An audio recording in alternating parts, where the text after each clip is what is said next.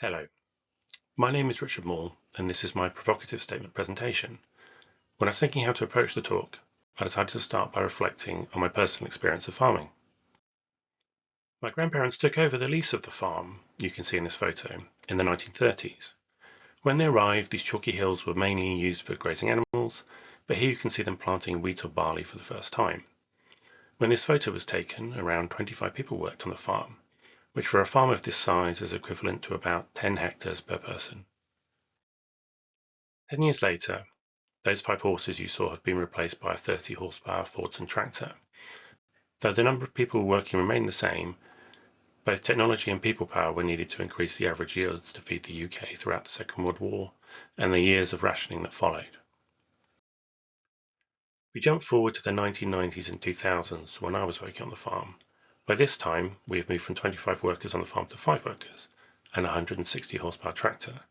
So, a 5-fold reduction in people, but a 5-fold increase in mechanical power. In addition, yields have continued to increase with the improved machinery, as well as the use of fertilizers and herbicides. So, how are things looking in the current day? We no longer rent the farm, it was returned to the landlord many years ago. Several local tenant farmers have done the same, leaving a large estate to be farmed by a handful of people. The same land area that took 25 people to farm in the 1930s and 40s is now farmed by one person using a 500 horsepower tractor like this one. So why have I shown you all these images? It is to highlight the path we have taken over the recent decades.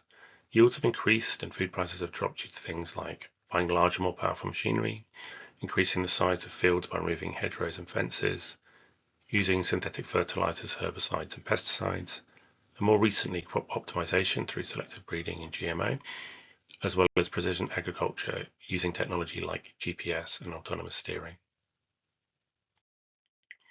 If we continue the logic of previous decades, then we might expect to see autonomous tractors like these, reducing even further the number of people required to farm the land.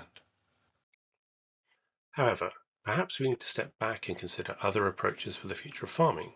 So rather than chasing yields, we look to do things like support biodiversity and reduce pollution, embrace net zero farming, balancing carbon emissions, work on reducing pesticide use, and encourage regenerative farming practices to restore soil health.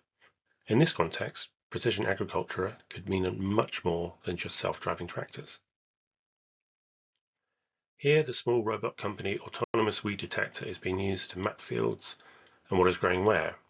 The maps created can then be used with sprayers for targeted fertilizer and herbicide application. This helps to minimize the use of chemicals through the application of autonomous technology.